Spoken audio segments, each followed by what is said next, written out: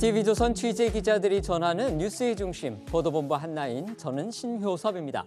오늘의 핫 키워드부터 알아보겠습니다. 네, 첫 번째 키워드는 운명의 321호 법정입니다. 민주당 이재명 대표가 오늘 오전 이 불법 대북 송금 사건 등의 피의자로 구속영장 심사를 받기 위해 서울중앙지법에 출석했습니다. 심사가 진행된 321호 법정은 과거 박근혜, 이재용 등 거물급 인사들의 명운이 갈렸던 곳입니다. 두 번째 키워드는 친박은 없다입니다. 박근혜 전 대통령이 출소 후 첫 언론 인터뷰를 통해 탄핵은 제 불찰이라며 국민에게 사과했습니다. 박 전 대통령은 정치적으로 친박은 없다며 개인의 출마를 본인과 연관짓지 않았으면 한다고도 했습니다. 세 번째 키워드는 10년 만의 행진입니다. 건군 75주년 국군의 날 시가 행진이 오늘 오후 4시부터 송래문과 광화문 일대에서 개최됩니다.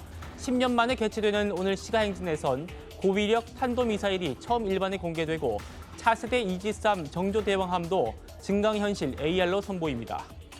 네 번째 키워드는 최고 중징계입니다.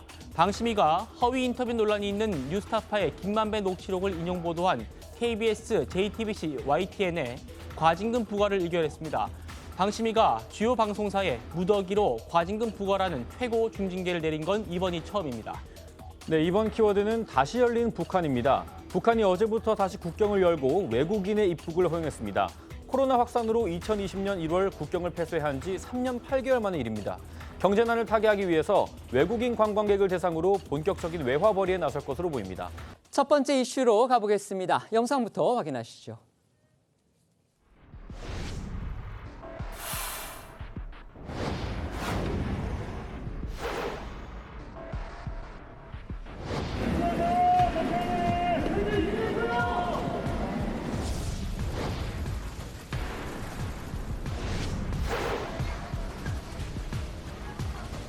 구속영장 실질심사 받게 되는데 한 말씀 해주시죠.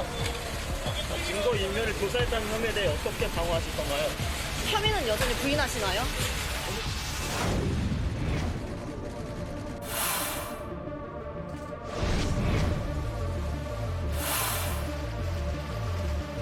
구속영장 발부될 가능성이 매우 높다고 봅니다.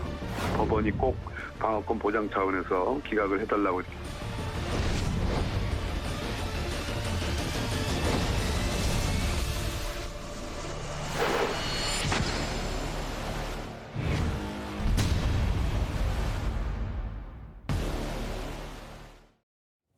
민주당 이재명 대표가 구속 갈림길에 섰습니다. 오늘 오전 10시쯤부터 시작된 영장심사, 방금 전인 12시 45분에 오전 심사가 끝났고요. 1시 10분부터 재개될 예정입니다. 결과는 이르면 오늘 밤, 늦어도 내일 새벽쯤에 나올 것으로 보이는데 이 대표 제1야당 당수로는 헌정사상 처음으로 개인 비리 혐의로 오늘 구속영장 심사에 출석했습니다. 단식 탓에 건강이 나빠져서 이 지팡이를 짚고서 병원을 나섰습니다. 네, 보시는 것처럼 이재명 대표는요, 오늘 오전 8시 반쯤 이 흰색 셔츠에 검은색 양복 차림으로 한 손에 지팡이를 쥔 채 입원해 있던 녹색 병원을 나섰습니다. 이 대표가 휠체어를 탈 거라는 예상도 있었지만 이 지팡이를 짚고 천천히 걸어 나왔는데요. 약간 휘청휘청 거리는 모습도 보였습니다. 이 대표는 어제 오후 늦게 의료진의 의견을 듣고 오늘 출석을 결정한 것으로 전해졌습니다. 현재까지는 화장실을 혼자 갈 수 있을 정도의 이 건강 상태는 회복한 것으로 알려졌습니다. 병원 앞에서는요, 민주당 지도부를 비롯해서 의원 10여 명이 도열해서 이 대표를 배웅했습니다. 그렇습니다. 보신 것처럼 지금 지팡이를 짚고 등장했던 이 대표는 병원 앞에서 대기 중이던 정청래, 고민정, 박찬대, 서영교 이런 최고위원들을 비롯해서 당 지도부와 또 친명계 김영진 의원을 비롯해 10명의 의원들과 일일이 악수를 하면서 인사를 나눴습니다. 민주당 의원들은 침통한 표정으로 이 대표와 손을 맞잡았는데요. 특히 나는 부결표를 던졌지만 그런다고 믿겠습니까? 라고 했던 이 비명계 고민정 최고위원은 울먹거리는 모습도 보였습니다. 이 대표는 고 최고위원에게 정말 고생이 많으시다라고 말한 걸로 전해졌습니다. 녹색병원 앞에는 지지자와 또 유튜버를 비롯해서 한 10명 정도가 모였었는데 그중에 일부가 이 대표를 향해서 힘내라면서 이제 응원을 하니까 이 대표가 손을 흔들어서 담례하는 모습도 보였습니다. 그 이후에 이 대표는 조정식 사무총장과 또 천준호 비서실장의 부축을 받으면서 차에 올라타고 법원으로 출발했는데요. 현장 영상 모습 보고 오시겠습니다.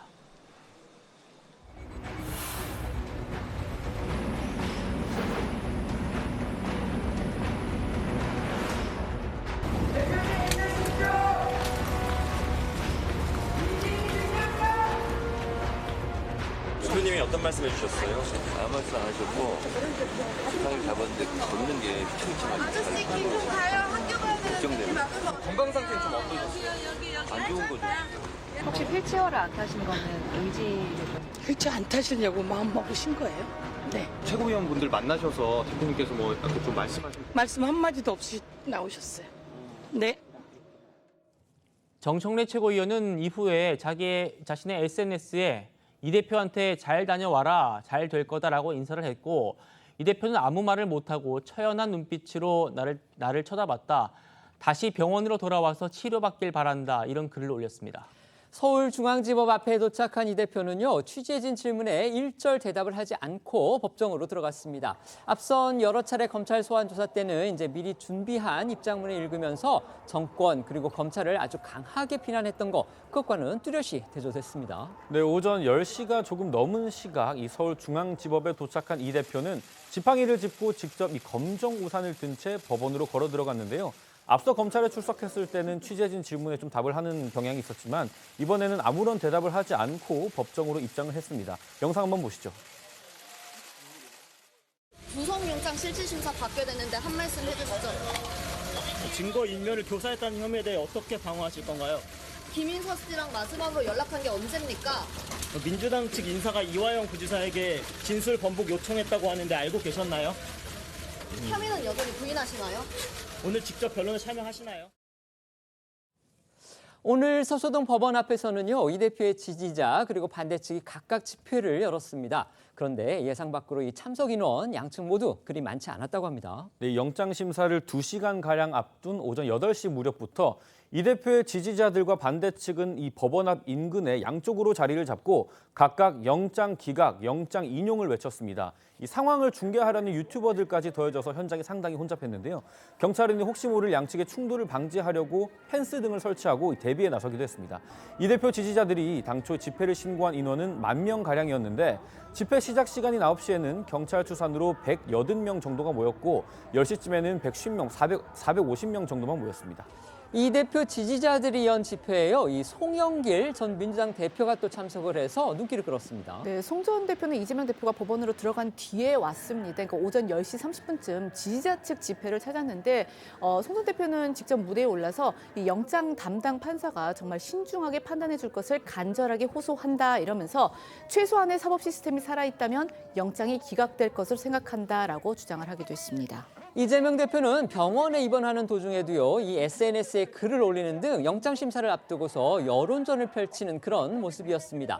출석을 하루 앞둔 어제는요, 이 당원들한테 추석 편지를 보낸 그런 사실이 확인됐습니다. 그렇습니다. 이 대표는 핵심 당원인 그 대의원들한테 보낸 추석 인사 편지에서 어떤 고통도 역경도 마다하지 않고 사직생의 각오로 국민 항쟁의 맨 앞에 서겠다. 저 이재명은 동지 여러분과 함께 정권이 파괴한 민생을 살리고 민주주의를 지키겠다 이렇게 밝혔습니다. 이 대표는 현 정부도 강하게 비판을 했는데요. 넉넉하고 풍성한 마음으로 가득해야 할 한가위지만 현재 국민의 삶은 고통 그 자체라면서 현 정권이 권력 사유화와 이념 선동에만 나를 지새운다고 언급을 했습니다. 자, 이런 이 대표의 메시지는 작년 추석 때 민생을 강조했던 것과는 큰 차이가 있습니다. 당 일각에서 2선 후퇴론이 나오는 가운데 물러서지 않겠다는 의지를 내비친 걸로 풀이가 됩니다. 이 대표가 오늘 지금 영장 심사를 받고 있는 곳은요, 서울중앙지법의 321호 법정입니다. 그런데 이 321호 법정, 이전에 박근혜 전 대통령 그리고 이재용 삼성전자 회장을 비롯해서 이 거물급 인사들의 명운이 갈린 그런 곳입니다. 네, 많은 분들이 기억을 하고 계실 텐데 서울중앙지법 321호 법정은 국정농단 사태로 수사를 받던 박근혜 전 대통령이 2017년 3월에 약 9시간에 걸친 영장 심사를 받았던 곳입니다. 당시 박 전 대통령은 헌정 사상 처음으로 구속 전 피의자 신문을 받으러 법원에 출석한 대통령으로 기록되기도 했습니다. 또 박근혜 정부에서 요직을 지낸 김기춘 전 대통령 비서실장과 우병우 전 청와대 민정수석 등도 이 법정에서 국정농단 혐의로 영장 심사를 받기도 했죠. 이재용 삼성전자 회장도 2020년 삼성 합병 승계 의혹으로 이 같은 법정에서 8시간 반에 걸쳐 영장 심사를 받은 바가 있습니다. 321호 법정에서 오전 이제 심리는 끝났습니다만 검찰 그리고 이 대표 측 아주 상당히 치열하게 법리 싸움을 벌였을 것으로 보이고요. 오후에도 또 이어질 것으로 봅니다. 먼저 이재명 대표에게 적용된 혐의부터 다시 간략하게 정리해보죠. 네, 정리를 한번 해보면요. 이번 두 번째 구속영장에 담긴 이 대표의 혐의는 크게 세 가지입니다. 먼저 이 쌍방울 대북 송금 의혹과 관련해선 김성태 전 회장에게서 대북 사업 독점 등 이런 청탁을 받고 스마트팜 사업 비용 500만 달러, 그리고 방북 비용 300만 달러 등 총 800만 달러를 쌍방울이 북한에 대신 지급하게 했다는 혐의로 제3자 뇌물 및 외국환 거래법 위반죄가 적용이 됐고요. 두 번째, 백현동 특혜 의혹과 관련해선 브로커 김인섭 씨의 청탁에 따라 민간업자에게 부지 용도 상향 특혜, 그리고 단독 사업권 등을 주고 성남도계공을 의도적으로 배제시켜서 시에 200억 원의 손해를 입힌 배임 혐의를 받습니다. 그리고 마지막으로 과거에 검사 사칭 재판에서 거짓 증언을 요구했다는 그런 위증교사 혐의를 각각 받고 있습니다. 결국 구속영장 발부냐 기각이냐 이 법원의 판단에 이 검찰과 이 대표의 명운이 걸린 만큼 양측은 만반의 준비를 한 것으로 전해지는데요. 우선 검찰은요, 이 수백 쪽의 PPT, 그러니까 4시간 분량의 프레젠테이션을 준비하는 한편 이 부장검사를 포함해서 서울중앙지검과 이 수원지검 검사 10여 명을 투입을 했습니다. 반면에 이 대표 측은 이 기존의 고검장 출신 박균택 변호사 외에 이 판사 출신인 김종근, 이승엽 변호사를 보강을 했는데, 사실 이 새로 투입된 두 변호사는요, 과거 이재명 대표의 그 재판 변론을 맡기도 했습니다. 지난 2018년 그 친형 정신병원 강제 입원과 관련해서 허위사실 공표 혐의로 이 대표가 재판을 받을 당시에도 이 변호인단에 참여를 했었고요. 당시 이 대표는 무죄를 확정받았습니다. 판사 출신의 변호인을 급히 보강한 건요, 이 영장 심사를 판사가 맡아서 결정하긴 한다. 바로 이 점을 감안한 것으로 보입니다. 어떻게든 이제 기각 가능성을 높여보겠다, 이런 의도가 읽히는데, 영장이 발부될지 또는 기각될지는 결국 증거인멸 우려, 여기에 달려있다는 관측이 많습니다. 네, 일단 이 구속을 결정하는 요인이 뭔지를 좀 살펴보겠습니다. 크게 범죄 소명 여부, 증거인멸 가능성, 도주 우려, 이렇게 세 가지입니다. 제1야당의 야당 대표가 도주 우려가 크다고 보긴 어려운 만큼 오늘 영장심사에서는 증거인멸 가능성이 있는지, 또 이 대표에 대한 혐의들이 얼마나 소명됐는지가 쟁점이 될 걸로 보입니다. 검찰도 이 대표의 증거인멸 우려를 핵심적으로 부각한다, 이런 전략을 세운 걸로 전해지는데요. 오늘 심사를 맡은 유창훈 판사는 올해 2월 서울중앙지법에 부임한 이후에 주요 사건 13건 중 11건을 이 증거인멸 염려를 이유로 영장을 발부한 이력이 있습니다. 검찰은 이 대표를 구속하지 않으면 지속적으로 증거인멸을 시도할 수 있다, 이런 주장을 펴왔습니다. 검찰이 이를 뒷받침하기 위해서 이 내놓을 수 있는 비장의 카드, 바로 그게 뭔지 지금 취재가 된 겁니다. 그렇습니다. 어제 저희 TV조선의 단독 보도 내용인데요. 검찰은 쌍방울 대북 송금 사건의 핵심 인물인 이화영 전 부지사의 구치소 접견 녹취록을 제시를 하고 육성 녹음 파일도 튼다는 방침입니다. 자, 시간을 한번 돌려보면요. 이화영 전 부지사는 지난 7월에 부인 A씨 그리고 또 민주당 인사 2명이 면회를 다녀간 뒤에 이재명 대표에게 쌍방울 대북 송금을 보고했다는 자신의 진술을 부인하는 뒤집는 옥중 편지를 공개했었습니다. 기억하실 텐데요. 도대체 면회에서 어떤 말들이 오갔길래 이 전 부지사가 입장을 바꿨냐, 이게 궁금했었죠. 그런데 검찰이 확인을 해보니까 이 전 부지사가 접견에서 민주당이 요구하는 게 없느냐 이렇게 물으니까 그 민주당 인사들이 위에서 검찰이 탄압을 해서 진술을 번복했다는 취지로 자필 편지를 써달라고 합니다. 이렇게 말을 했다는 겁니다. 이 말들이 접견록에 고스란히 담겨 있고 심지어 녹음도 돼 있다고 합니다. 민주당 인사들이 말한 그 위에서, 여기에서의 그 위가 바로 이재명 대표다, 이렇게 검찰은 의심하고 있는 거죠. 그렇습니다. 검찰은 오늘 영장심사에서 이재명 대표의 뜻을 전달받은 민주당 인사들의 증거인멸 시도 과정을 일자별로 제시한다는 방침입니다. 그러니까 지난 7월 13일에 이재명 대표 측의 박찬대 민주당 최고위원이 이 전 부지사 측근을 찾아가서 당이 최대한 돕겠다, 이렇게 말하고 이 자리에서 이 전 부지사 부인 A씨와 통화를 했다는 사실이 저희 TV조선의 단독 보도로 알려졌었죠. 그 이후에 A씨가 법원이 아니라 민주당에다가 탄원서를 보내고요. 그 뒤에 민주당 인사 2명과 함께 이 전 부지사 면회를 가서 진술을 번복해달라, 이런 옥중 편지를 요구했다, 이렇게 검찰은 보고 있는 겁니다. 그런데 이 전 부지사의 옥중 편지를 자세히 보면요, 검찰이 탄압했다, 이런 얘기가 담겨 있지 않습니다. 그러다 보니까 이제 부인 A 씨가 법정에서 소동을 벌인 거다 이런 게 검찰의 주장입니다. 이 전 부지사를 만난 민주당 인사들, 그런데 이게 일반 면에는 녹음이 된다. 이걸 지금 몰랐던 것으로 또 그렇게 볼 수가 있겠군요. 네, 한 법조인은 면회 당사자들은 구치소 측이 대화 녹음을 하는 줄 몰랐을 가능성이 있다 이렇게 말을 하고 있습니다. 관련해서 지난달에 이 대표를 겨냥했던 한동훈 법무장관의 이야기도 잠시 들어보시죠. 보스에게 불리한 법정 진술하는 걸 막으려고 부하 입막으려는 거는 마피아 영화에서나 나오는 극단적인 증거인멸 시도이고 사법 방해입니다. 국민들께서 다 보시는 백주대낮에 공개 법정에서 이런 게 통하면 나라도 아니죠. 그런 것이 통하지 않을 겁니다. 여기에 검찰은 이른바 검사 사칭 이 사건 재판 당시 이 대표가 백현동 개발사업 관계자에게 전화를 해서 이런 방식으로 이야기를 해주면 도움이 되겠다라고 말한 발언 등이 담긴 이 통화 녹음 파일을 증거로 제출할 예정인 것으로 알려졌습니다. 이 대표가 자신의 성남시장 선거 당시에 이 선거법 위반 사건 재판 증인한테 여러 차례 위증을 요구한 그런 통화 녹음이라고 합니다. 지난주 국회 그 체포한 표결 당시에요. 이 한동훈 법무부 장관이 이 부분을 이제 설명을 하려고 했는데 민주당 의원들이 의석에서 아주 강하게 반발을 해서 미처 읽지 못했다고 합니다. 네, 이 해당 녹음 파일에는요. 증인이 기억이 안 난다 이렇게 이야기를 하는데도 이 대표가 그러니까 자신이 약간 원하는 내용을 알려주면서 그런 이야기를 들었다고 해주면 되지 뭐라고 말하는 내용이 이제 담긴 것으로 전해졌는데 검찰은 이제 이러한 증거들을 제시하면서 이 대표가 결국은 형사 책임을 면하기 위해서 증거를 은폐하거나 진실을 왜곡할 동기가 충분한 만큼 구속 수사가 반드시 필요하다 이렇게 이제 강조할 걸로 예상이 됩니다. 이 관련해서 지난 9일 검찰에 출석했을 당시 이 대표 목소리와 국회에서 이 대표 구속 필요성을 설명한 한동훈 장관의 목소리 이어서 들어보시겠습니다. 증거라고는 단 하나도 제시받지 못했습니다. 사실이 아니니 증거라는 게 있을 수가 없고.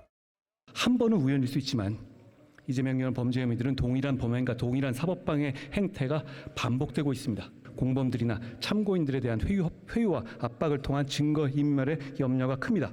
어떤 증거가 있는지를 설명하는 것은 국무위원님 법무장관의 임무였는데요. 끝까지 설명하지 못해서 아쉽게 생각합니다. 저희가 방금 이제 TV조선의 단독 보도 내용을 비롯해서 이제 검찰이 이재명 대표가 증거를 인멸할 가능성, 그 우려, 그 부분에 대해서 뒷받침하는 그런 부분을 어떻게 제시할지 설명을 드렸습니다. 결국 이제 보니까 대체적으로는 그 해당 녹취 파일을 여러 개를 갖고 있고 그거를 법정에서 틀 것이다. 지금 이런 전략이 알려져 있는 겁니다. 자, 이게 이재명 대표의 증거 인멸 가능성을 높여주는 또 뒷받침해주는 그런 정황 자료 될 수 있을 걸로 보십니까? 그렇죠. 아니 이게 왜 그러냐면 이제 시계열별로 검찰이 설명을 한다는 거 아니겠어요? 박찬대 최고위원이 그 이후일 용인갑 위원장 그 직무대행을 만나고 난 이후에 벌어진 일이란 말이죠. 그러면은 이제 박찬대 최고위원이 당이 뭐든지 돕겠다고 한 이후에 사실은 그 이화영 전 부지사의 부인과 그 용인 지역사무소 관계자가 찾아가서 이런 얘기를 했다. 그러면 이게 딱딱 맞고 그 이후에 옥중 편지가 나와요. 근데 그 옥중 편지 내용이 바로 그 이화영 전 부지사 부인과 지역사무소 관계자가 얘기한 대로 옥중 편지가 그대로 나온단 말이죠. 그 이후에 이화영 전 부지사가 진술을 뒤집어요. 이렇게 보면 결국 박찬대 최고위원이 처음에 만났을 때 그 전에 이재명 대표가 박찬대 최고위원한테 뭔가 얘기를 하지 않았겠느냐 하는 부분을 우리가 충분히 짐작할 수 있는 대목이라고 생각을 하고, 그다음에 검사 사칭 문제와 관련해서 위증 교사는 그건 뭐 이재명 대표의 육성이 들어가 있어요. 그러니까 의심의 여지가 없고, 이런 녹음 파일들은 검찰이 뭐 수사를 통해서 뭐 이재명 대표 말처럼 뭐 조작하거나 이럴 수 있는 내용이 아니거든요. 그런 점에서는 저는 뭐 증거인멸의 가능성 이걸 아주 높여주거나 아니면 직접적인 증거가 된다 이렇게 말씀을 드립니다. 공감하십니까? 반대를 해야 되겠죠. 근데 좀 이 부분에 있어서 그러니까 정황 증거일 뿐이에요. 물론 이 여기서 구속영장 실질심사 단계에서 판단할 수 있는 증거인멸의 우려라는 것을 판단할 수 있는 것은 꼭 직접 증거일 뿐만 아니라 정황 증거도 쓰일 수 있습니다만은 지금 일련의 내용들이 어떤 그 행위는 있다는 것이거든요. 이러이러한 행위, 이러이러한 전화는 했어. 누가 찾아와가지고 이런 얘기는 했어. 라는 건데 어떤 내용이 별로 없는 경우도 있어요. 오늘 물론 검찰이 어떤 녹취록을 제시할지는 모르겠습니다만은 어떤 뭘 박찬대 최고위원이 뭐 이화영 씨 부인과 통화를 했다라는 부분에서 그냥 안부 전화만 했다라는 것이 이제 그 이화영 씨 부인의 입장이기도 하고 이러한 것까지 어떤 증거인멸의 우려로 볼 것이냐 그리고 이러한 것을 하는 데 있어서 과연 이재명 대표 측이 어떠한 직접적인 연관성이 있을 것인가 이 부분에 대해서 검찰에서 얘기를 해야 될 것이라고 봐요. 단순히 민주당 인사가 이렇게 했다. 이것만으로 예를 들어서 이재명에 대한 증거인멸 우려를 판단하는 것은 좀 무리가 아닐까도 생각해 봅니다. 네. 이 대표 측 역시 치밀한 전략을 세웠을 것으로 그렇게 예상이 됩니다. 과연 어떤 논리로 검찰에 맞설지 한번 소개해 주시죠. 네, 핵심은 결국 이 증거인멸 우려인데 이 대표 측은 어떻게 맞설 거냐면요. 이 예상되는 면은 이렇습니다. 백현동 브로커 김인섭 씨나 쌍방울 김성태 전 회장 등 사건의 주요 피의자들이 이미 구속돼 있기 때문에 이 증거인멸 시도가 불가능한 상황인 것을 강조할 거다 이런 전망이 나옵니다. 더더군다나 이 일야당 대표가 도주할 우려가 없는데도 검찰이 무리하게 인신구속을 시도한다고 주장할 거란 관측도 있는데요. 민주당 쪽의 입장을 좀 먼저 들어보겠습니다. 검찰이 증거로 들고 있는 녹취록을 아무리 들어봐도 위증을 교사한 증거는 나타나지 않고 있습니다. 사실대로 진술해달라라고 이야기하고 있을 뿐입니다. 검찰은 불구속 수사 원칙과 무죄 추정 원칙을 무시한 채 자신들의 상상력과 염원만으로 제1야당 대표를 구속하겠다고 합니다. 자, 또 이 대표 측은 대북 송금 의혹과 관련해선 검찰이 이 대표와 김 전 회장이 가까운 관계란 사실을 입증하지 못했다거나 이 전 부지사가 독단적으로 진행한 것이란 입장을 반복할 가능성이 높습니다. 검찰이 제기한 혐의는 물론 또 증거 자체가 소설보다 못하다는 취지로 공소 사실을 허무는 그런 전략인데요. 관련해서 한동훈 장관의 설명 그리고 이 대표 측의 앞선 주장도 다시 들어보겠습니다. 자신의 정치적 입지 확보를 위해서 조폭 출신의 사업가와 결탁하여 개인적 이익을 위해서 거액의 외화를 유엔 대북 제재까지 위반해가며 불법적으로 북한에 제공하여 국제 안보까지 위협한 중대 범죄 혐의입니다. 제 운전면허증에 그 경찰청장 직인이 찍혀 있죠. 그 경찰청장이 그걸 나한테 발급해 준 겁니까? 나한테 운전면허 발급해 준 사실 아나요? 관인이 찍혔다고 해서 도지사가 결재했다는 의미는 아니거든요. 그걸 다 알면서 저렇게 왜곡하면 안 되는 거겠죠.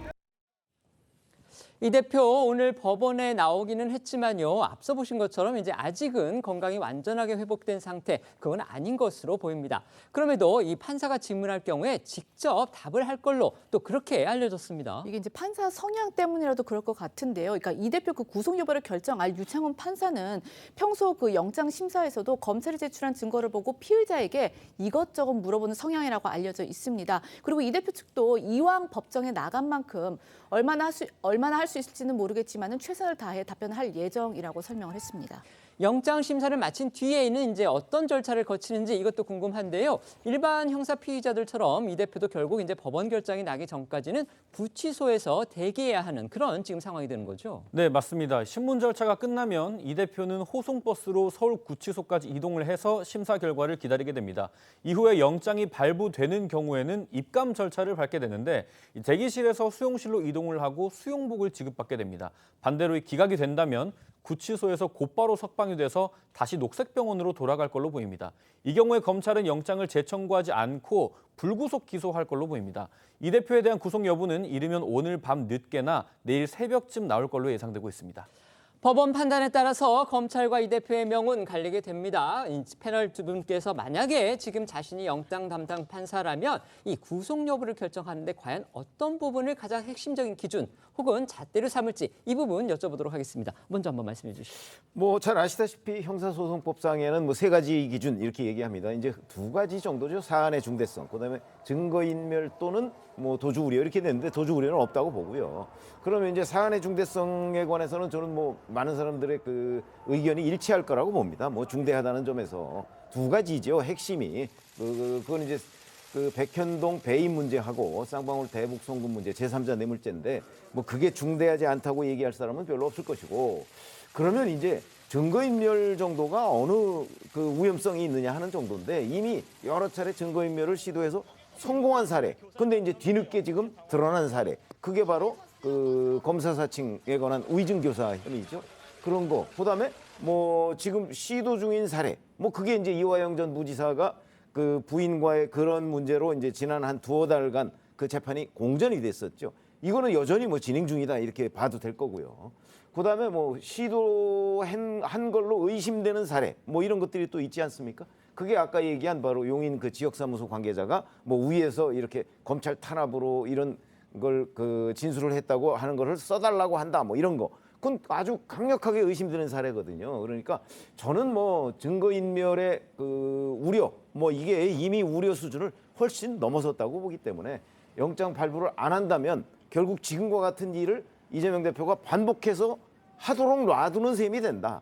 이렇게 이해를 하고 있습니다. 이 대표 측 입장에서는요, 이제 네. 당연히 이제 증거인멸 가능성은 없다고 이제 얘기를 할 것이고 거기다 대해서 근본적으로 이거는 범죄 자체가 소명이 안 되는 거다. 지금 이렇게 주장을 펼 거 아닙니까? 맞습니다. 지금 아까 저희들 기자들이 이제 그 안 되는 이유를 이제 설명을 했는데 법원이 과연 그 부분을 납득할 걸로 보십니까? 아니면은 객관적으로 봤을 때 뭔가 좀 아직은 부족하다고 보십니까? 어떻게 냉정하게 한번 판단해 주시죠. 그러니까 범죄 소명이 됐느냐 이 부분이 상당히 저도 중요할 것 같아요. 그 판사가 일단 첫 번째 생각했을 때 이게 범죄가 되나 이런 부분도 물론 증거를 꼼꼼히 워낙 많은 양이라서 한꺼번에 판단할 수는 없겠지만은 이것이 지금 제기되고 있는 예를 들어서 위증 교사를 빼면 예를 들어서 쌍방울과 예를 들어서 백현동 같은 경우는 배임과 제3자 뇌물이에요. 그렇다고 한다면 이런 죄들은 대부분 어떠한 결과값을 가지고 형법상 죄가 적용될 수 있냐 없냐의 해석의 문제거든요. 그렇다고 한다면 지금 배임 같은 경우에는 성남시가 200억을 벌 수 있었는데 못 벌었다. 근데 200억을 손해본 게 아니거든요. 벌 수 있었는데 못 벌었다는 것은 흑자 배임이라고 그래서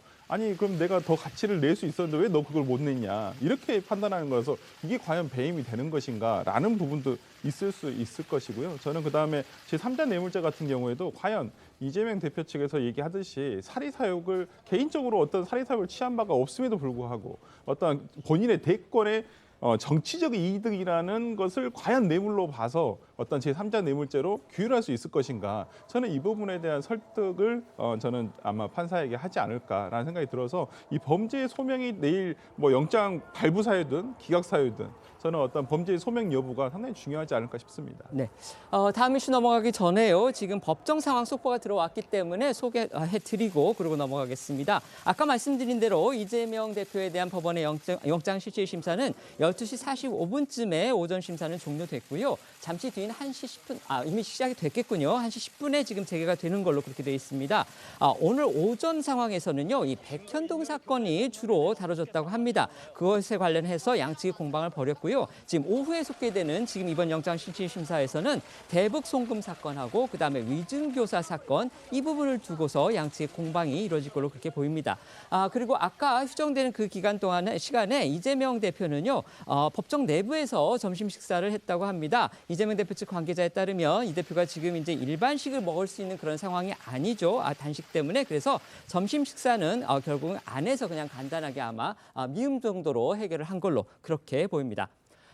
이재명 대표 그야말로 이제 운명의 날을 맞으면서 사법 리스크가 최고조에 달한 그런 상황인데 지금 민주당의 내홍도 아주 폭발 직전입니다. 그렇죠. 오늘 이 대표의 영장 실질 심사 결과에 따라서 이 대표 개인의 정치 행보는 물론이고 이 168석 거대 야당인 민주당 역시 정말 엄청난 폭의 변화가 불가피한 상황인데 우선 이 대표에 대한 그 영장이 발부돼서 이 대표가 구속이 된다면은 현 이재명 지도부는 사실상 와해 수순을 밟을 가능성이 있고 또 비대위 체제로 전환될 것이다. 이제 그런 전망도 나오고 있습니다. 다만 이 친명계에서 옥중 공천까지 거론을 하면서 현 체제를 사수하겠다 그런 입장이기 때문에 이 대표가 사퇴할지 여부도 아직까지는 미지수인 상황입니다. 하지만 총선이 얼마 남지 않은 상황에서 과연 이렇게 옥중 공천까지 하는 게 과연 좋은 총선 전략이 될지 여기에 대해서는 당내에서 여러 가지 이견이 나올 수밖에 없고요. 특히 비주류 측은 아주 강하게 반발할 수밖에 없는 그런 상황입니다. 민주당 내용 결국 앞으로도 이어질 수밖에 없는 그런 여건이라고 봐야 되겠죠. 그렇습니다.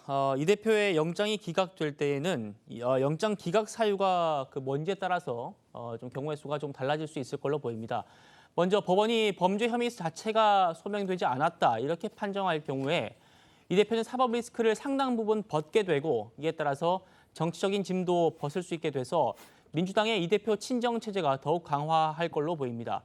이미 친명계에서는 이 대표 체포안에 가결표를 던진 걸 해당 행위로 규정했던 터이기 때문에 이 대표가 범죄 혐의까지 벗은 상태로 구속을 피한다면은 체포한 가결파를 색출하는 것 그리고 축출하는 움직임도 노골화할 것이란 전망이 나옵니다. 비명계 조응천 의원도요. 이재명 대표 영장이 기각된다고 해도 전혀 통합적으로 갈 것 같지는 않다. 비명계를 끌어안기보다는 찍어내고 더 가열차게 몰아붙일 가능성이 높다 이렇게 얘기를 했고요. 자연스럽게 비명계가 탈당이나 분당 수순을 밟을 수 있다는 그런 전망도 나옵니다. 그리고 두 번째 영장 기각의 경우의 수는 범죄 혐의는 소명이 되지만 증거 인멸 가능성이나 도주 우려가 없어서 구속을 면하는 겁니다. 이렇게 되면은 이 대표는 수감은 피하게 되겠지만 사법 리스크는 오히려 더 커질 수 있게 되고 당내 비주류로서는 이 대표를 공격할 중요한 키를 쥐게 되는 셈입니다. 민주당 내용이 걷잡을 수 없이 번지게 될 소지가 다분해지죠. 어쨌든 오늘 영장 심사로 민주당 내용은 이제 분수령을 맞은 거는 분명해 보입니다. 친명계는 어떤 경우에서든 당을 계속 장악하기 위해서 지금 총력을 다하는 분위기인데요. 비명계도 이에 맞서서 보다 적극적으로 목소리를 내면서 지금 반격에 나서는 그런 상황입니다. 네, 친명계에서는 비명계를 향한 압박을 더 강화하고 있습니다. 친명계 서영고 최고위원은 비명계인 서른 의원의 실명까지 언급을 하면서 설 의원의 의총에서 내가 이재명을 탄핵했다고 말을 했다. 이건 당대표 흔들기다. 이렇게 공개 비난을 하기도 했습니다. 서영교 최고위원 목소리부터 먼저 들어보겠습니다. 서른 의원이 당신 스스로가 격앙이 되어서 내가 이재명을 탄핵한 것이다. 이렇게 발언을 해버리셨어요. 실제로 표현이 이런 거죠. 성대가 나온 거죠. 이재명이라고 하는 당대표를 탄핵시키고 싶었다. 이재명이라고 하는 당대표가 내려오기를 바랬다. 이런 표현들이었다고 보기 때문에 의원들이 전부 다 이럴 수가 있나. 저런 아주 문제가 크다라고 이야기를 하게 된 거고 이 상황은 권력에 대한 그 흔들기였다. 그러니까 당대표에 대한 흔들기였다. 이렇게 보게 된 것이었고요. 반면 비명계에선 불체포 특권 포기는 대국민 약속이었다면서 이 친명계의 가결표 색출 그리고 비난 움직임을 비판하고 나섰습니다. 앞서 이 서영고 최고위원이 공개 비난을 했던 서른 의원의 경우는요. 본인의 SNS를 통해서 국회의원은 양심에 따라서 헌법기관으로서 표결을 할 수 있을 뿐 아니라 이 체포한 부결이 당론도 아니었기 때문에 설령 가표를 던졌다 해도 해당 행위는 성립되지 않는다. 이렇게 맞받아쳤습니다. 또 생각이 다른 의원들을 해당 행위로 몰아가는 건 이 민주당 분열을 획책하는 행위다라고 비판을 했습니다.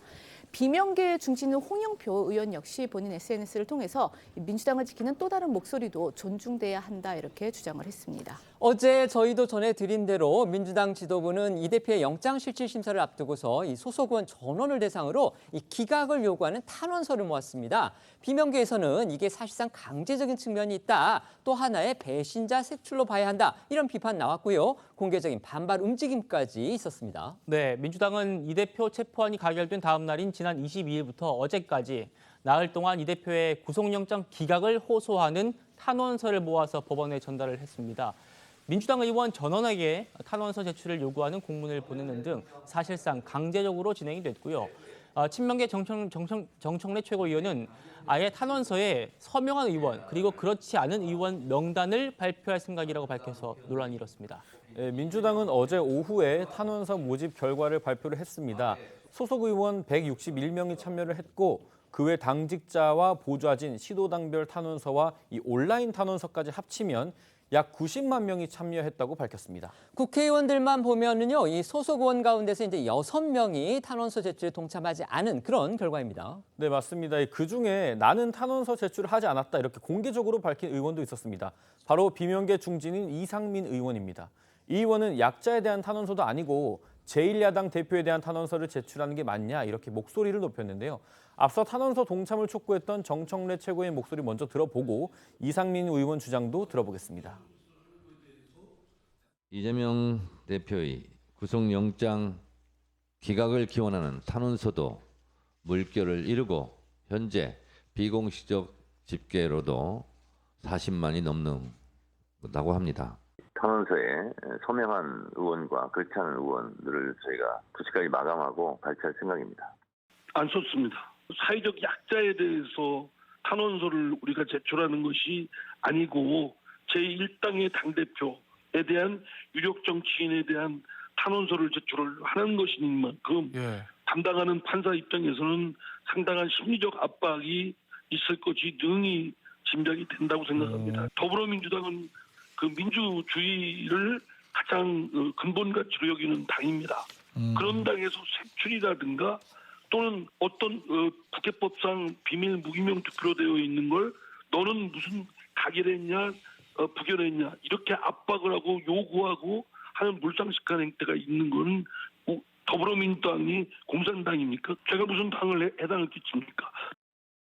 네, 들으신 것처럼 이상민 의원을 포함해서 민주당 의원 6명이 이 탄원서 제출을 사실상 거부한 데 이어서 이 민주당 당직자와 보좌진들도 대거 이 탄원서에 동참하지 않은 것으로 나타난 점도 좀 주목이 됩니다. 민주당이 발표한 그 수치상으로만 보면은요, 당직자 가운데서는 최소 수십 명, 그리고 보좌진 가운데서는 절반 이상이 동참하지 않았다. 지금 이런 기사가 나왔습니다. 일단 민주당은 당직자 175명 그리고 보좌진 428명이 이 탄원서 제출에 참여했다 이렇게 밝혔는데 이 민주당이 텔레그램에 그 개설한 그 당직자 전체 대화방이 있거든요. 여기 참여 인원이 250여 명인 그런 상황에서 아까 전에 그 민주당 당직자 탄원서 참여 인원이 175명이니까 아무리 적게 잡아도 한 최소 수십 명 이상의 당직자가 이 탄원서 명단에서 이탈한 것으로 추정이 되고 또 보좌진 역시 이게 이제 의원 한 명당 9명의 보좌진이 배치가 된다고 생각을 했을 때 이게 이제 단순 계상상 민주당 소속 보좌진은 1,512명 이렇게 되거든요. 근데 이제 탄원서 서명에 참여한 그 인원은 428명이었으니까 이것도 결국 전체의 3분의 1에도 못 미치는 수치입니다. 자, 이와 관련해서 일부 언론들이 익명의 보좌진이나 당직자 인터뷰를 전하기도 했습니다. 뭐라고 그랬냐면요. 이 대표에 대한 민주당 당직자들과 보좌진의 민심을 보여주는 수치가 아니겠느냐. 아무리 급하다고 해도 각자의 의사도 묻지 않고 무조건 서명하라는 식의 일처리에 반발이 많았다라는 겁니다.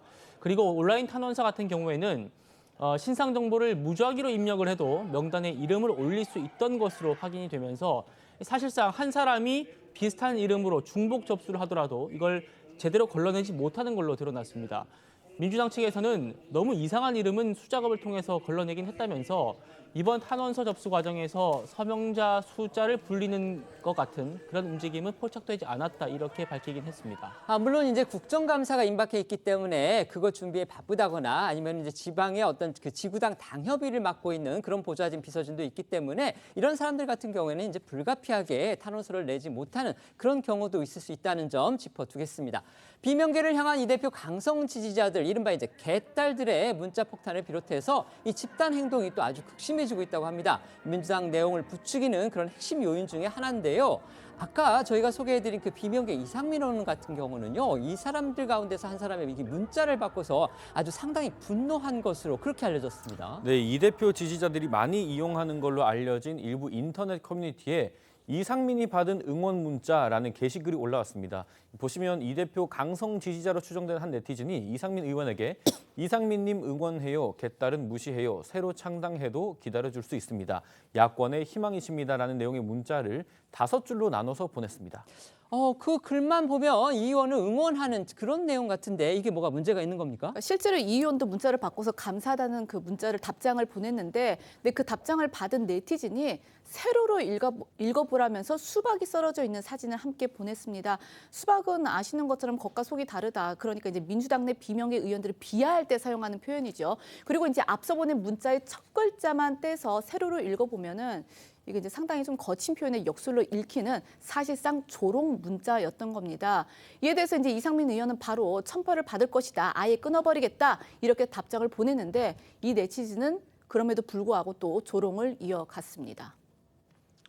네, 해당 문자가 캡처된 게시물에는 상민아 설렜냐, 유쾌하다, 속이 시원하다 이런 이 대표 지지자들의 조소 섞인 댓글도 이어지고 있습니다. 이상민 의원은 일부 언론을 통해서 개딸 문자는 평소에 많이 받긴 하는데 이번 문자는 응원하는 쪽에서 보낸 줄 알았다 이러면서 함정으로 멍청한 사람 만들고 또 그걸 또 야비하게 조롱하면서 장난하는 문자는 처음 받아본다 이런 반응을 보였고요. 또 자기네들 커뮤니티에 올려서 조롱을 이어갈 줄은 몰랐다 이렇게 말을 했습니다. 이상민 의원과 함께 이 대표를 향해서 아주 공개적으로 쓴소리를 많이 하는 또 다른 비명계 의원이 있죠. 바로 김종민 의원인데요. 김 의원을 겨냥해서는요. 살해 협박까지 있었다고 합니다. 네, 이재명 대표 체포안이 가결됐던 지난 21일에 일어난 일입니다. 한 온라인 커뮤니티에 자신이 김 의원 지역구의 당원이라고 주장한 인물이 김종민 의원을 살해하겠다는 취지의 글을 올렸다고 합니다. 경찰은 수사에 착수를 했고 작성자를 확인하고 있다는데요. 해당 게시글은 현재는 삭제된 상태입니다. 관련해서 김종민 의원은 어제 본인의 SNS에 많은 분이 격려와 응원의 메시지를 보내주고 있다면서 비난과 공격도 많지만 두 가지 목소리가 언젠가는 하나로 모이는 날이 있을 것이다. 그날을 향해 뚜벅뚜벅 가겠다고 입장을 밝혔습니다. 이 대표 강성 지지자들의 비난이나 공격에 대해 토로한 이상민 의원 그리고 김종민 의원의 목소리까지 이어서 들어보겠습니다. 하루에 500통? 저 직접 세보지는 않았습니다만 전화는 24시간입니다. 그냥 다른 업무를 볼 수 없을 정도고 그 내용이 여기서 방송에서 그대로 이렇게 인용하기는 좀 그렇습니다. 아주 상당히 제가 폭력적이라고 했지 않습니까? 그리고 상당히 좀 심한 아주 그런 것까지 있기 때문에 당에 아주 갉아먹는 그런 내부의 적이지요. 민주주의의 적이고 당이 많이 오염돼 있고 불철돼 있고 일그러져 있다. 이것이 이재명 대표가 자신을 둘러싼 그 지지 세력들의 아주 그 잘못된 일그러진 못된 행태들이고 전두환 독재, 박정희 독재, 히틀러 독재 그게 폭력적으로 무슨 대단한 폭력 때문에 사람들이 되게 나쁜 사람들을 이렇게 알고 있지만 그 문제의 시작은 자기 생각을 남에게 강요한 거거든요. 우리 민주당 당원 여러분들이나 우리 당 지도부가 정말 강하게 뭔가를 주장할 수 있어요. 하지만 자기하고 다른 주장을 진압하겠다, 타도하겠다. 이거 민주주의에서 탈선하는 겁니다. 이거 독재로 가는 길이에요. 알겠습니다. 절대 하면 안 됩니다. 예. 어제 저희도 전해드렸었는데요. 유시민 전 노무현재단 이사장도 이 이재명 대표 사태에 대해서 목소리를 보태고 있습니다. 구속되더라도 옥중 출마, 옥중 결재를 하라 이렇게 이 대표를 응원한 데 이어서 이번에는요. 이 대표 체포한 가결 사태의 책임이 2030 남성에게 있다. 또 이런 취지의 발언을 해서 지금 논란이 되고 있습니다. 먼저 지난 20일 그 노무현재단 유튜브에 공개된 영상에서 그 이시민 전 이사장이 이재명 대표가 구속이 되더라도 사퇴해서는 안 된다. 기싸움에서 밀리면 진영이 무너진다. 이제 이런 취지의 주장을 했습니다. 그리고 이제 이 대표 그 공식 계정이 해당 영상을 그 짧게 그 편집한 게시글에 좋아요 이걸 이제 눌렀다는 소식 저희가 어제도 전해드렸는데 이 대표 측은 이제 이 부분이 좀 논란이 되니까 현재는 좋아요를 취소한 것으로 추정이 되고 있습니다. 유 전 이사장은요, 이 노무현재단 유튜브에 공개된 같은 영상에서 또 이 대표에 대한 검찰 수사의 성격을 윤석열 정부가 꼴 보기 싫은 사람을 없애겠다는 것이라고 규정을 하면서 이 사태에 2030 남자 유권자들 책임이 상당 부분 있다고 주장을 했습니다. 그러니까 이제 이들이 윤석열 대통령을 뽑았다는 거죠. 그렇게 이제 주장을 하면서 또다시 논란이 일고 있는데 유 전 이사장은 또 이 2030 남성들이 주로 이용하는 한 인터넷 커뮤니티를 사실상 쓰레기통에 비유를 했습니다. 그러면서 그들이 내 말에 반발을 하겠지만 나는 당신들이 쓰레기다라고 말해주고 싶다고도 했습니다. 유시민 전 이사장 그러면서 2030 세대 여성 유권자는요. 지난 대선 때 충분히 자기 몫을 했다. 여성들이 나라를 구하지 않으면 진짜 위험하다. 이렇게 또 덧붙였습니다. 이걸 두고서는 전형적인 남녀, 성별 편가르기 발언이다. 이런 비판 나오고 있습니다. 네, 일단 관련해서 유 전 이사장 발언부터 들어보시겠습니다. 만에 하나라도 영장이 발부되어서 법적으로도 계속 싸워야 되고요. 그리고 당대표직도 내려놓으면 안 된다고 생각해요. 옥중 출마도 하고요.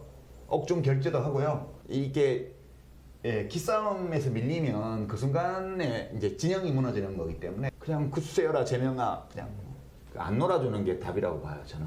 그 쓸데없는 짓을 뭐하러 해요? 짧은 인생인데 마음 맞는 사람끼리 시간 보내는 것도 너무 짧아요. 시간이. 그 쓰레기통 속에 가서 헤엄치면서 왜 인생의 일부를 허비해야 돼요. 저는 그렇게 생각합니다. 이거 듣고 우리 보고 쓰레기 아니들 라고 나는 말해주고 싶어요. 저는 2030 남자 유권자들한테 좀 말하고 싶어요. 이 사태에 그대들의 책임이 상당 부분 있다는 거를. 저는 아부하기 싫습니다. 자, 유시민 전 이사장의 저 발언에 논란이 거세지니까 국민의힘은 물론이고요. 민주당에서도 유 전 이사장을 비판하는 목소리가 터져 나왔습니다. 김종혁 전 국민의힘 비대위원은 라디오 인터뷰에서요. 유 전 이사장이 예전에 60을 넘으면 뇌가 썩는다는 그런 말을 했는데 여기 본인이 해당되는 것 같다 이렇게 강하게 비판했고요. 또 같은 라디오에 출연한 권지웅 전 민주당 비대위원은 국민에게 책임을 돌리는 발언이라면서 말도 안 되는 소리라고 지적을 했습니다. 두 사람 목소리도 들어보시죠. 정치인으로서는 절대로 할 수 없는 얘기거든요. 또 2030 세대 전체를 쓰레기라는 표현을 써가면서 적으로 돌리는 거, 이건 멘붕 상태가 아니면 있을 수 없는 거고, 제가 보기에는 옛날에 유시민 그 이사장이 그런 얘기 했었잖아요. 예. 60 넘으면 뇌가 썩는다. 뭐 그런 얘기 했다고 알려져 있는데 예. 진짜 본인한테 해당되는 게 아닌가. 왜 그렇게 말이 안 되는 말씀을 본인의 험한 말씀을 하시나 그런 생각이 들더라고요. 자, 근데 유시민 작가가 이대남을 지적한 건 정말 말도 안 되는 소리라고 생각합니다. 그러니까 이게 지금 윤석열 정부가 들어서고 발생할 문제에 대해서 2030 남성이 책임이 있다. 조금 더 가면 사실 윤석열 정부를 찍은 국민이 책임이 있다. 이런 식으로 말하고 있는 거예요. 어떻게 하면 진보 진영이 더 설득력 있는 공간이 될 것인지를 노력하셔야지 자신들 좋아하지 않는다고 막 탓하고 이런 거 제발 그만하셨으면 좋겠습니다. 유시민 전 이사장이 아주 오랜만에 언론의 관심을 받았습니다. 그런데 역시 유 전 이사장 논란이 된 발언들로 지금 시끄럽습니다. 어떻게 들으셨습니까? 사실 지난 대선에서 이대남, 이대녀의 표가 갈렸다. 그래서 이제 이대남의 표는 윤석열 후보를, 이대녀의 표는 뭐 이재명 후보를 찍었다. 뭐 이런 건 이제 다 알려진 사실이죠. 그리고 지금 1년 이상이 지났습니다. 그러다 보니까 이제 그런 일종의 그 어떤 편가름 현상도 약간 완화되는 이제 기미가 있었는데, 유시민 전 이사장이 다시 이 얘기를 꺼내면서 이제 그게 확인되는 과정에 들어가죠. 그렇게 되면 지금 민주당으로서는 그렇지 않아도 대표 리스크 때문에 여러 가지 위험에 처해 있는데, 외연을 확장해도 시원찮을 판에 유시민 전 이사장이 다시 또 과거의 아픈 상처에 이제 소금을 뿌리는 격에 저런 것이 민주당으로서는 달가울 리가 없겠죠. 그런 점에서 본다면 유시민 전 이사장의 이제 특징적인 언어 뭐 이런 거이긴 한데, 아마 민주당은 그냥 뭐 조용히 도와주면 되지 하는 그런 아쉬움이 남지 않을까 이런 생각이 듭니다. 네, 어떻게 느끼셨습니까? 그러니까 최근 이 유시민 이사장이 비판한 그 사이트 글을 최근에 안 들어가 보신 것 같아요. 저는 가끔 들어가서 보는데, 그렇습니까? 예, 보니까 요즘에 거기 윤 대통령 욕 많이 하는데 제가 보니까 그래서 좀 저는 이런 탓을 하는 것은 아까 권지웅 뭐 비대위원처럼 말이 안 맞다고 보고, 유권자를 그 탓할 문제는 아니죠. 왜 그 유권자층이 우리 민주당 후보 당시 이재명 대표를 왜 안 찍었을까? 왜 찍지 않은 이유가 뭘까? 이걸 고민을 해야 된다고 저도 보고요. 아마 저는 유 전 이사장이 이번 가결 사태로 상당히 감정적으로 격앙돼 있는 상황에서 나온 말 실수라고 생각합니다. 네. 이재명 대표가 구속 갈림길에 있는 상황에서요. 이재명 대표가 만약에 구속이 된다면 그 민주당의 어떤 당권 향방 이런 것과 관련해서 굉장히 중요한 핵심 변수가 될 수도 있는 그 원내대표를 뽑는 경선이 잠시 뒤인 그 2시부터 민주당에서 치러지게 됩니다. 지금 친명 지도부라고 할 수 있는, 그러니까 친명 일색이라고 할 수 있는 후보들이 나왔는데, 당초에는 4명이 나왔죠. 그런데 우원식 의원이 불출마를 어제 선언을 했고, 그래서 김민석, 홍익표, 남인순 이 3명의 후보가 경선을 치르게 됩니다. 경선이 이제 이뤄지게 되는데, 이게 이제 비명계표 향방에 따라서 선거 양상이 달라질 수도 있다. 이런 지금 분석이 또 나왔습니다. 이거 상당히 흥미로운 시각인데 어떤 이유에서 그런 겁니까?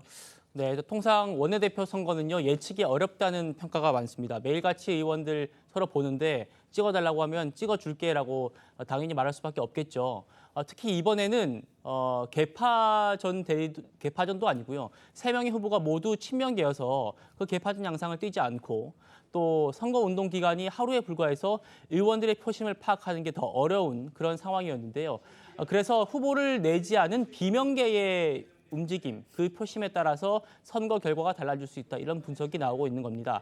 실제로 체포한 표결에서 나온 이탈표가 한 40표 정도, 여기에 40표 정도 달하는 걸로 추정이 되고 있기 때문에 이 표만 함께 움직여도 원내대표를 결정하는데 충분히 캐스팅 보트 역할을 할 수 있다는 겁니다. 하지만 당 지도부를 비롯한 이제 친명계에서는 이제 그런 사태는 지금 막으려고 하는 그런 움직임입니다. 이런 상황에서 오늘 오전에 이 민주당의 중진 의원들이 일부 모여서 이 선거 방향을 또 논의했다고 합니다. 네, 오늘 오전에 이 민주당 일부 중진 의원들이 모여서 지금 민주당 내부의 과하고 적대적인 분열은 상황을 수습하는 데는 도움이 되지 못한다, 이렇게 의견을 모았고, 선거 관련해서 이 단일화를 하기에는 시간이 촉박하니까 원내대표 선거는 예정대로 치르되 누가 당선되든 이 중진들이 신임 원내대표에게 힘을 실어주고 내부를 단합하는 데 역할을 하자고 뜻을 모았다, 이렇게 안민석 의원이 전했습니다. 관련 내용 듣고 오겠습니다. 원내대표 선거는 예정대로 치르고 또 단일화하기에는 이제 시간이 너무 촉박하다. 그러나 누가 되든지 간에 상관없이 우리 중진들이 원내대표에게 이제 힘을 실어주고 내부를 단합하고 수습하는 데 중진들의 역할을 하기로 하자. 이러한 말씀을 함께 나눴고요. 공교롭게도 이재명 대표가 박근혜 전 대통령과 같은 이 서울중앙지법 법정에서 영장심사를 받고 있다, 이런 소식 아까 전해드렸는데요. 바로 오늘 이 박 전 대통령이 특별사면 이후에 처음으로 언론 인터뷰를 가졌습니다. 국정농단 사태 그리고 탄핵에 대한 입장을 상당히 허심탄회하게 지금 밝혀서 관심이 집중됐습니다. 네, 저희도 사실 어제 전해드린 것처럼 그 박 전 대통령이 사저 근처의 현풍시장을 방문하면서 이 민생 행보를 보인 데 이어서 오늘은요, 이 특별사면 이후 첫 언론 인터뷰가 공개가 됐습니다. 중앙일보에 따르면 인터뷰는 지난 11일 이 박 전 대통령 사저에서 진행이 됐습니다. 박 전 대통령은 수감 생활과 이 탄핵에 대한 입장을 솔직하게 밝혔는데요. 특히 박 전 대통령은 탄핵 사태의 책임이 궁극적으로 자신에게 있다는 취지의 뜻을 전하면서 국민에게 사과했습니다. 박 전 대통령 목소리 들어보시겠습니다.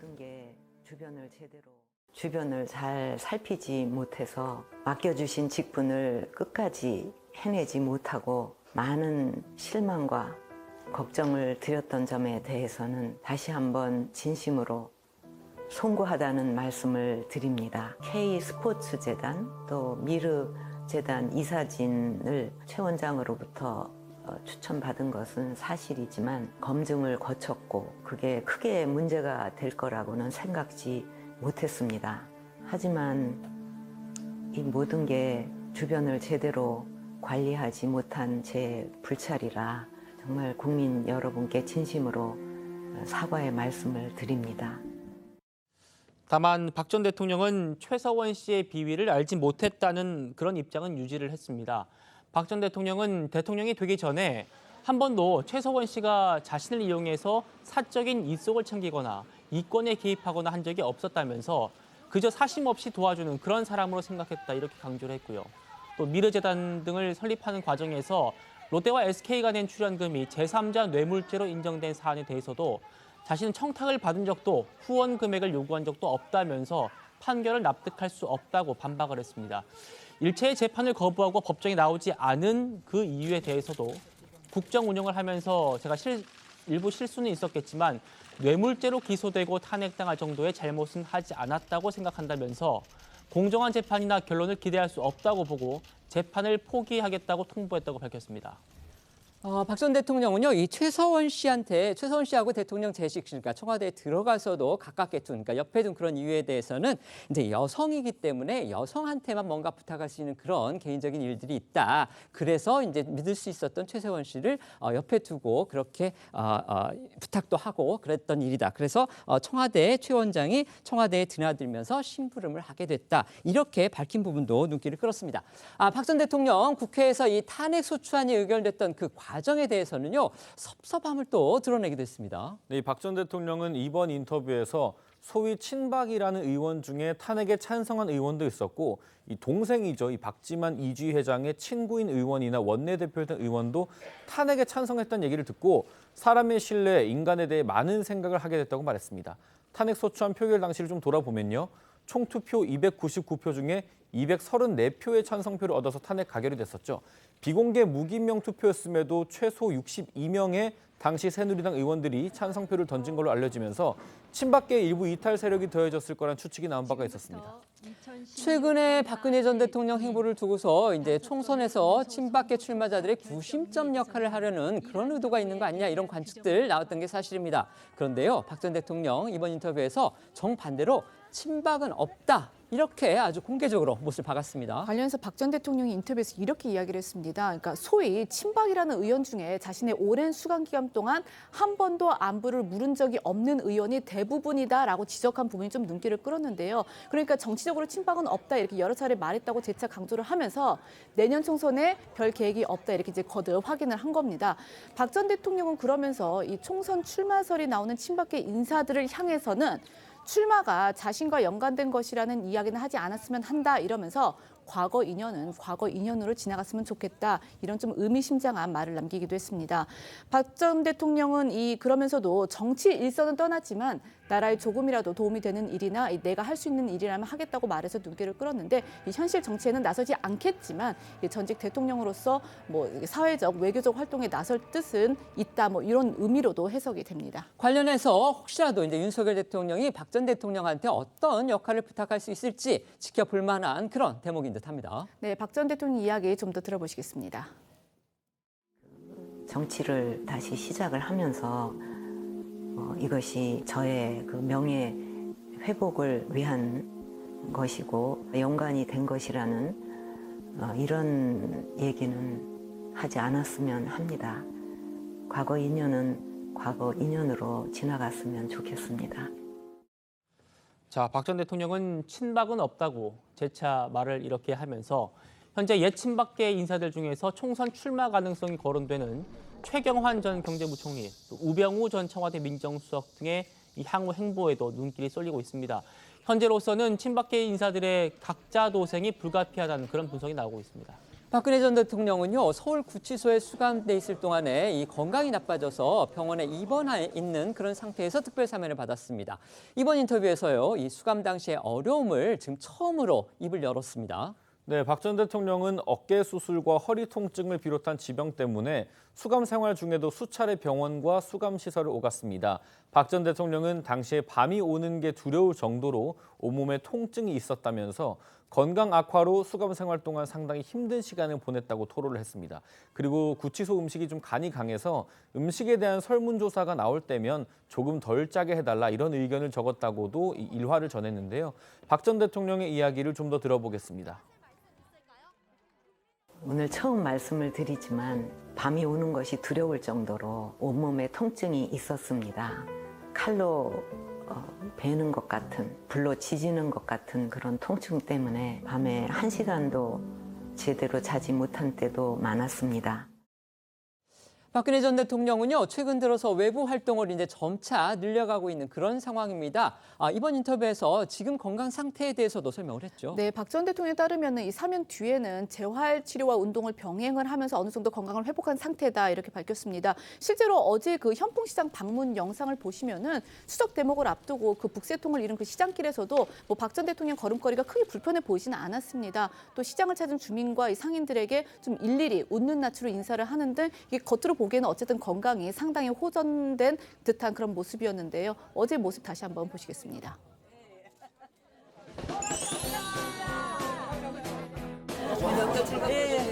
예, 고생하셨습니다.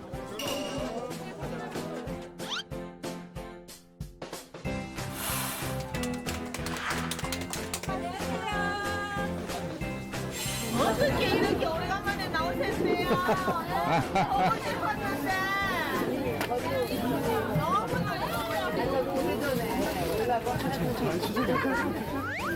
보고 싶었는데. 이거 사면 되겠다. 쌈한테 가가지고. 있어요, 지금.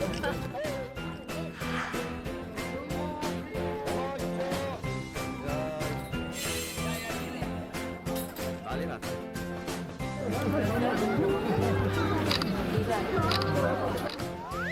와서 주민 여러분들 오래전부터 연락을 했는데 건강도 안 좋고 뭐 이런 일로 많이 늦어졌어요. 근데 이제 추석이 가까워서 추석 장도 물겸 여기 여러분 뵙고 그럴 겸 해서 8월달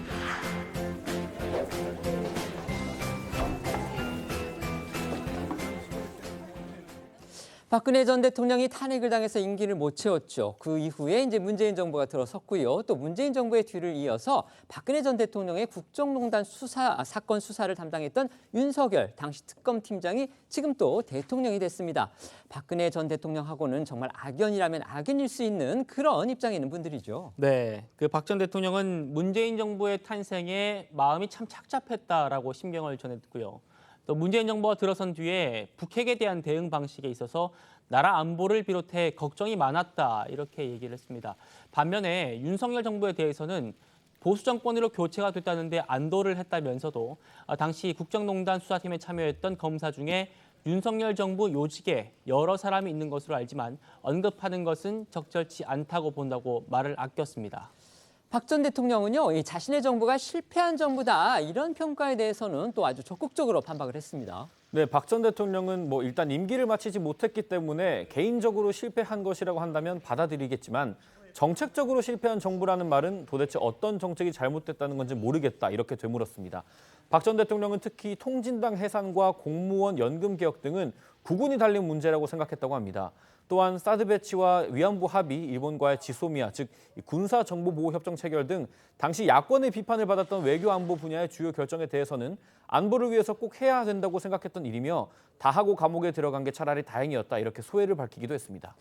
박근혜 전 대통령 정치 활동에는 선을 그었지만요, 이제 앞으로도 이 활발한 활동을 이어갈 예정인 것으로 그렇게 전해졌습니다. 네, 유영하 변호사에 따르면 박 전 대통령은 앞으로도 편하게 사람들을 만나고 또 외부 활동에 나설 계획이라고 하는데요.